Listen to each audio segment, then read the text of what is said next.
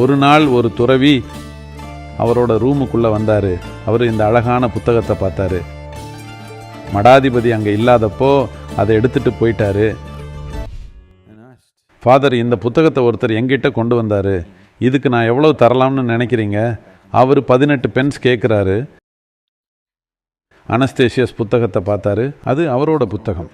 நீங்கள் நாளைக்கு இறக்க போகிறீங்கன்னு தெரிஞ்சால் திடீர்னு என்ன கவனிப்பீங்கன்னா, உங்களுக்கு கோபம் இருக்காது, வருத்தம் இருக்காது, வெறுப்பு இருக்காது, யார் மேலேயும் பொறாமை இருக்காது.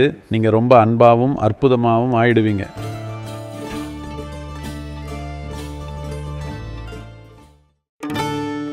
ஒரு மடாதிபதி இருந்தார். அவரோட பேர் அனஸ்தேசியஸ். அவர்கிட்ட ஒரு புனித நூல் இருந்துச்சு. பழைய ஏற்பாடும் புதிய ஏற்பாடும் சேர்ந்து நேர்த்தியான பேப்பரில் அச்சிடப்பட்ட அழகான ஒரு புத்தகம். அது அவருக்கு பிரியமானது. அதை அவர் தன் தினசரி பிரார்த்தனைக்கு பயன்படுத்தினார். அதை அவரோட ஆன்மீக வாழ்க்கையோட அங்கமாக வச்சுருந்தார்.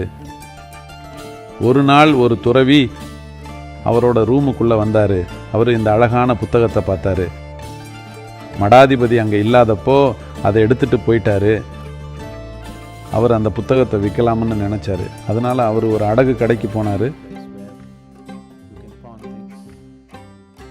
அவர் அங்கே போய், இது ஒரு அழகான புத்தகம், இதை விற்க விரும்புகிறேன் அப்படின்னாரு. அந்த காலத்தில் அவர் 18 பென்ஸுக்கு நான் இந்த புத்தகத்தை விற்க தயாராக இருக்கேன் அப்படின்னாரு. கடைக்காரர் அந்த புத்தகத்தை பார்த்தாரு. சரி, இது ஒரு அழகான புத்தகம், ஆனால் நான் இதை பற்றி விசாரிக்க விரும்புகிறேன். நீங்கள் நாளைக்கு வாங்க, நான் 18 பென்ஸ் கொடுக்க முடியுமா இல்லையான்னு சொல்கிறேன் அப்படின்னாரு. அவரும் சரின்னாரு. அவர் அந்த புத்தகத்தை அனஸ்தேசியஸ் கிட்ட கொண்டு போனார். ஃபாதர், இந்த புத்தகத்தை ஒருத்தர் எங்கிட்ட கொண்டு வந்தார், இதுக்கு நான் எவ்வளோ தரலாம்னு நினைக்கிறீங்க? அவர் 18 பென்ஸ் கேட்குறாரு. அனஸ்தேசியஸ் புத்தகத்தை பார்த்தாரு. அது அவரோட புத்தகம். ஆனால் அவர் 18 பென்ஸ் ரொம்ப குறைவு, அதோட விலை இன்னும் அதிகமாக இருக்கும் அப்படின்னாரு. அவர் நன்றி ஃபாதர் அப்படின்னு சொல்லி புத்தகத்தை எடுத்துட்டு போனார். அடுத்த நாள் அந்த துறவி பணத்தை வாங்க வந்தார். கடைக்காரர் சொன்னார், சரி, நான் 18 பென்ஸ் தர்றேன். நான் ஃபாதர் அனஸ்தேசியஸ் கிட்ட கேட்டேன், அவர் கொடுக்கலாம்னு சொல்லிட்டாரு. துறவி அதிர்ச்சி அடைஞ்சார். என்ன, நீங்கள் ஃபாதர் அனஸ்தேசியஸ் கிட்ட கேட்டிங்களா? ஆமாம். அவர் வேற என்ன சொன்னார்? அவர் சொன்னது, இது அழகான புத்தகம், 18 பென்ஸ் கொடுக்கலாம், வேற எதுவும் இல்லை, வேற எதுவும் சொல்லலை. உடனே அந்த துறவி சொன்னார், இப்போ நான் இந்த புத்தகத்தை விற்க விரும்பலை, அதை திருப்பி கொடுங்க. அவர் அதை எடுத்துட்டு மடாதிபதி கிட்ட திரும்பி போனார். அவர்கிட்ட இப்படி கேட்டார், நான் இந்த புத்தகத்தை எடுத்தேன், அது உங்கள் கைக்கு வந்தப்போ கூட நீங்கள் எதுவும் சொல்லலை, நீங்கள் அதை திருப்பி தராமல் வச்சுருக்கலாம், அது உங்களோடது. அதுக்கு அவர் சொன்னார், மகனே, நீ கவலைப்படாத, அது உனக்கு என் அன்பளிப்பு, நீ வச்சுக்கோ, நீ எடுத்துகிட்டு போ. என்னை விட உனக்கு தான் அது அதிகம் தேவைப்படுற மாதிரி தெரியுது.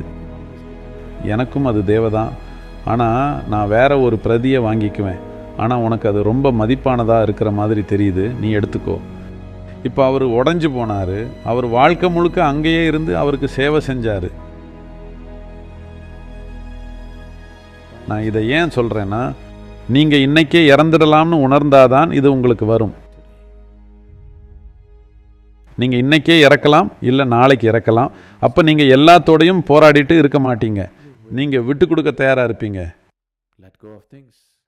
நீங்கள் நிரந்தரமாக இங்கே இருப்பீங்கன்னு நினச்சா நீங்கள் இதெல்லாத்தையும் சேர்த்துட்டு அதோட போராடிட்டு இருப்பீங்க. இதனால தான் மக்கள்கிட்ட 3 ஜென்மத்துக்கான துணிகள் இருக்குது, 6 ஜென்மத்துக்கான செருப்புகள் இருக்குது, இல்லையா? அதனால நீங்கள் முடிவு செஞ்சிட்டீங்க, நீங்கள் அந்த செருப்பு எல்லாம் தேஞ்சு போகிறதுக்காவது 6 தடவையாவது திரும்பி வரணும். செருப்பெல்லாம் வீணாகாமையாவது பார்த்துக்க வேண்டாமா? நிறைய பேர் என்ன நினைக்கிறாங்கன்னா, உலகத்தில் பொதுவாக தூக்கத்தில் இறந்தா அற்புதம்னு நம்புகிறாங்க. என்ன கொடூரமான ஆசை இது!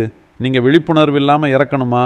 நீங்கள் அவ்வளோ பயப்படுறதால தூக்கத்தில் இறக்கிறது முழிச்சிருக்கும் போது இறக்கிறத விட மேல்னு நினைக்கிறீங்களா? நீங்கள் முழுசாக விழிச்சிருந்து இறக்கணும்னு நான் விரும்புகிறேன். எப்படி இறக்குறதுங்கிற செயல்முறைக்கு, எப்படி இறக்கணுங்கிறதுக்கு பின்னால்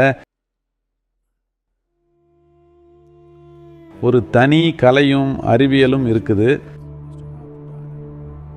நீங்கள் ஒழுங்காக இறக்குறதுக்கு நீங்கள் என்ன மாதிரி சூழ்நிலைகள் அமைக்கணும்? இந்தியாவில் இதை எப்போதும் கடைபிடிச்சாங்க. இது நினச்சி பார்க்க முடியாததாக இருக்கலாம். ஒருத்தர் இறக்குற தருணத்தில் அவர் உறவினர்களோடு இருக்க விரும்புறதில்லை. அவங்க தன் பிள்ளைங்களோட, மனைவியோட, கணவனோட, இப்படி யாரோடையும் இருக்க விரும்புறதில்லை. அவங்க புனிதமானதாக கருதப்படுற ஒரு பழக்கமில்லாத இடத்துக்கு போய் அங்கே இறப்பாங்க. மக்கள் இறக்கிறதுக்காகவே காசி வரைக்கும் பயணம் செஞ்சாங்க. இது உங்களுக்கு தெரியுமா? இறக்கிறதுக்காக மக்களை வாரணாசி வரை போனாங்க, இன்றைக்கும் போகிறாங்க. ஏன்னா நீங்கள் விழிப்புணர்வாக இறக்கிறது ரொம்ப முக்கியம். உணர்ச்சி வசப்பட்டு இறக்கக்கூடாது. உயிர் பிரிகிற அந்த கடைசி தருணம் பல விஷயங்களை தீர்மானிக்குது. அந்த கடைசி தருணத்தில் நீங்கள் சேர்த்திருக்கிற எல்லாத்துடைய முடிச்சுகளையும் கட்டவிழ்க்கிறது ரொம்ப சுலபமானது. தியானங்கிறது மரணம் மாதிரி தான். கவனித்து பாருங்க. நீங்கள் உண்மையாகவே தியானத்தன்மையாக ஆனால் அது கிட்டத்தட்ட மரணத்தை போன்றது. நான் அப்படின்னு நீங்கள் சொல்கிற எல்லாமே தியானத்தில் இறந்து போயிடும். உங்கள் ஆளுமை, நீங்கள் சேகரிச்சிருக்கிறது எல்லாமே விழுந்துடும். அதனால அந்த தருணத்தில் பிணைப்புகளை கட்டவிழ்க்கிறது சுலபமானது. அதனால தான் தியானம் செய்கிறோம். நீங்கள் தியானம் செஞ்சதில்லைன்னா இறக்கும் போதாவது உங்களுக்கு வழங்கப்படுற இயற்கையான செயல்முறையாவது நீங்கள் பயன்படுத்திக்கணும் இல்லையா? தியானம் பண்ணுற ஒருத்தர் தன் வாழ்க்கையோட ஒவ்வொரு வினாடியும் விழிப்புணர்வாக இறக்க தயாராக இருக்கிறாரு. அதனால தான் அவர் தியானத்துக்குள்ளே போகிறாரு. நான் இறந்து போவேன் அப்படின்னு எப்போதும் விழிப்புணர்வாக இருக்க விரும்புகிறாரு. அவர் அகங்காரமாகவும் முட்டாளாகவும் ஆகாமல் இருக்க விரும்புகிறாரு. நீங்கள் நாளைக்கு இறக்க போகிறீங்கன்னு தெரிஞ்சால் திடீர்னு என்ன கவனிப்பீங்கன்னா, உங்களுக்கு கோபம் இருக்காது, வருத்தம் இருக்காது, வெறுப்பு இருக்காது, யார் மேலேயும் பொறாமை இருக்காது. நீங்கள் ரொம்ப அன்பாகவும் அற்புதமாகவும் ஆயிடுவீங்க. உண்மைதான். நீங்கள் நாளைக்கு இறக்க மாட்டீங்கன்னு யாராவது சொன்னாங்களா? நீங்கள் நாளைக்கு இறக்க மாட்டீங்கன்னு யார் கேரண்டி கொடுத்தது? நீங்கள் நாளைக்கு இறக்க மாட்டீங்கன்னு யாராவது கேரண்டி கார்டு கொடுத்தாங்களா? எந்த உத்தரவாதமும் இல்லை இல்லையா? புத்திசாலியான ஒருத்தர் இந்த விழிப்புணர்வோடு வாழுவாங்க. இன்னைக்கே இறந்துடலாம், ஏன் நாளைக்கு? இன்னைக்கே இறந்துடலாம். இந்த விழிப்புணர்வோடு வாழ்ந்தா நீங்கள் வாழ்க்கையை முழுமையாக வாழுவீங்க. நீங்கள் வாழ்க்கைன்னு சொல்கிறது ஒரு குறுகிய கால நிகழ்வு.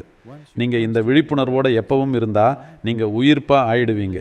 உங்களுக்கு சாவே இல்லை, நீங்கள் நிரந்தரமாக இருக்க போகிறீங்க அப்படின்னு நினச்சா நீங்கள் முட்டாள்தனமாக வாழுவீங்க. ஏன்னா அப்போ எல்லாத்தையும் நாளைக்கு செய்யலாம்னு நினைப்பீங்க. எப்போ சாம்பவி செய்கிறது? நாளைக்கு.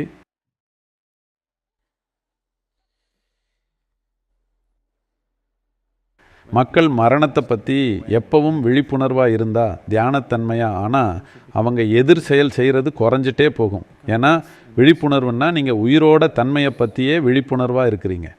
நீங்கள் உயிரோட தன்மையை பற்றி விழிப்புணர்வாக இருந்தால் நீங்கள் எப்போதும் மரணத்தை பற்றியும் விழிப்புணர்வாக இருப்பீங்க. அப்போ இறக்குற தருணம் ஒரு அபாரமான வாய்ப்பாக இருக்கும்.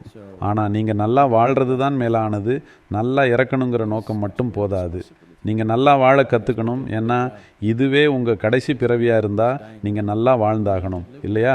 நீங்கள் இன்னும் 100 தடவை திரும்பி வரப்போகிறீங்கன்னா நீங்கள் முட்டாள்தனமாக வாழலாம். இப்போ இதுதான் உங்கள் கடைசி பிறவின்னு முடிவு செஞ்ச பிறகு நீங்கள் நல்லா வாழணும் இல்லையா? கடைசி ஓட்டம், கடைசி சுற்று சிறந்த சுற்றாக இருக்க முடியும் இல்லையா? கடைசி ஓட்டம், கடைசி சுற்று சிறந்த சுற்றாக இருக்க முடியும் இல்லையா?